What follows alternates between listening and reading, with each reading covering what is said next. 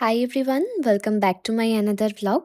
তো দিনটা ছিল 11 জুন আর আমরা যাচ্ছিলাম দার্জিলিং। তো বাড়ি থেকে ডিনার কমপ্লিট করে আমরা বেরিয়ে পড়েছিলাম স্টেশনের উদ্দেশ্যে। তো আমাদের ট্রেনের টাইম ছিল 10টা 7-এ আর আমরা যাচ্ছিলাম কাঞ্চনকন্যা এক্সপ্রেসে।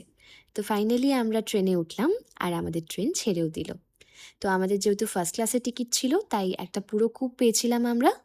আর তারপর আমরা এখানে একটা করে স্যান্ডউইচও খেয়ে নিয়েছিলাম।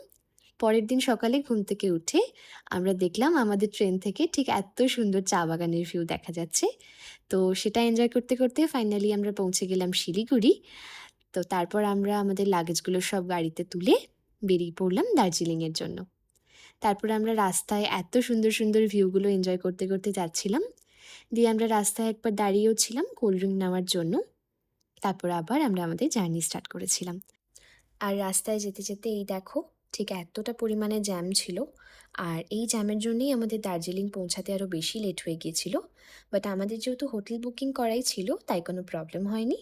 তো আমরা বুক করেছিলাম হোটেল সোনার বাংলা, যেটা ছিল মল রোডের একদম কাছে। সোয়া ফাইনালি আমরা হোটেল পৌঁছে গেলাম। আজকের ভিডিওটা এইটুকুই। ভিডিওটা ভালো লেগে থাকলে প্লিজ একটা লাইক করে দিও। দেখা হচ্ছে খুব তাড়াতাড়ি পরের একটা ভ্লগে।